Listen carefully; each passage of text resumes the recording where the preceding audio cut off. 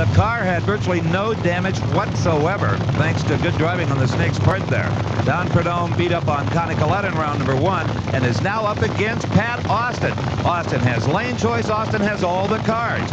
Free stage. Snake right with him. It's Pat Austin with his second 4.87 second run of the day, and big problems in the back of the car. There's no smoke and there's no fire.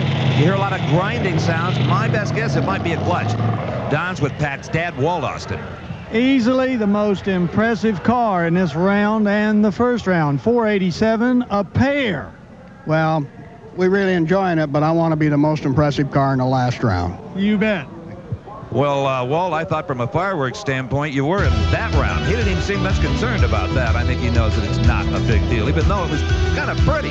Watch the car on the left-hand side of your screen. 4.87 seconds, drops Prudhomme here in round 2, and then all of those sparks start flying around the back into that race car. What do you think, Big Daddy? Well, it's for sure the clutch, because that titanium is the only thing that will make that kind of sparks in the daytime, and he's really lucky it didn't happen a little sooner. The Snake could have got right by him. Oh, absolutely. It was that close.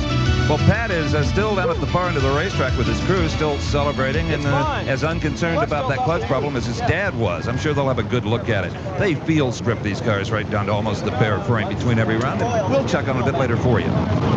Well, there on the starting line is Buzzy Carter, crew chief for the world's quickest driver, officially. Eddie Hill, Wichita Falls, Texas, at 4.80 seconds. He'll be up against the winningest top field driver of all time. Sorry, Big Daddy, but he is now. The 4-time champion, Joe Amato. Well, he comes into this round, Steve, at a disadvantage. He does not have the lane choice. Hill was faster the previous round. Joe Amato right now, I'm sure, is consumed with the fact that Kenny Bernstein is out. Both he and Eddie Hill, for that matter, could benefit greatly here today. In fact, should Amato win this race, he would close that gap to almost nothing between himself and Bernstein. But first, he's got to get by the nuclear banana, as Eddie Hill calls this yellow car. Eddie and R.C. Hill, what a team they are, along with crew chief Buzzy Carter. Of course, Tim Richards cruising the car you're riding with right this minute, Joe Amato.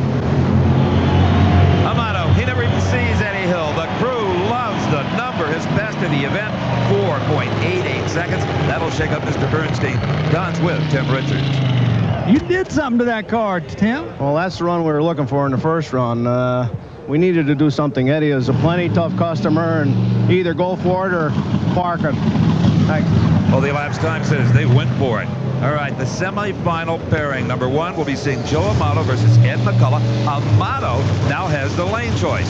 Pat Austin, the quickest car of the day, up against Corey McClanathan. Austin will have the lane choice. Joe's here, out of the car. 488. Yeah, it was a good run, boy. We're time to step up. You know, it's trying to rain on us. We're staging and all, but the A team is still in the battle here. With Bernstein out, it really giving us some room here to try and make some ground up. Well, that 488, he's certainly challenging the 487 of Pat Austin. He's in the hunt.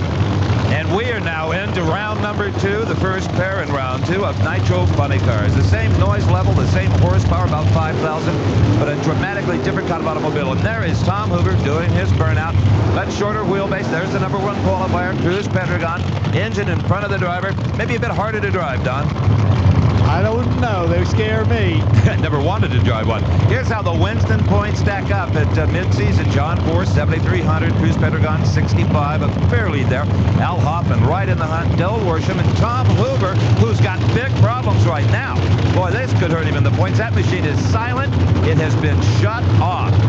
And under NHRA rules, Steve, he will not be allowed to restart the machine. It will be a single for Cruz Pendragon. Is that amazing? You're the number 1 car in this entire event. You get the luck to go along with it.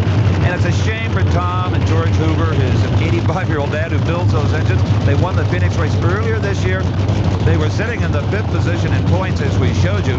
But here's the big benefactor, Cruz Pendragon, the number 1 qualifier, the winner in Houston. They've had a lot of bad engine luck with that car, along with great performances.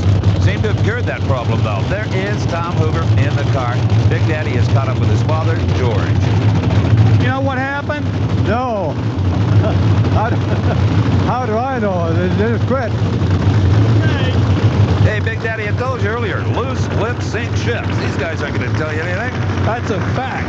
All right, here we go. Cruz Pendragon. He will go for lane choice.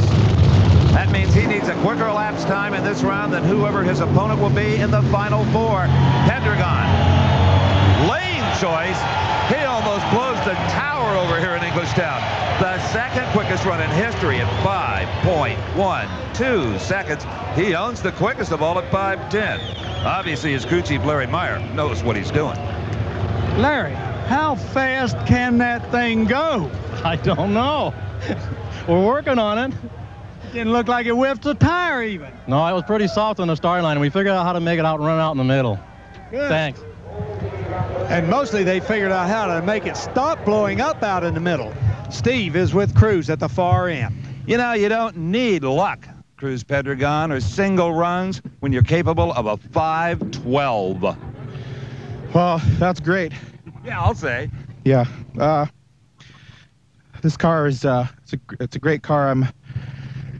We just had a little problem earlier in the weekend, but the front end was up, and I was really having to drive at that time. It was a handful, but I knew it was on a good run, so I tried to stay with it. But it was a great ride. Wish I could have gone along with him.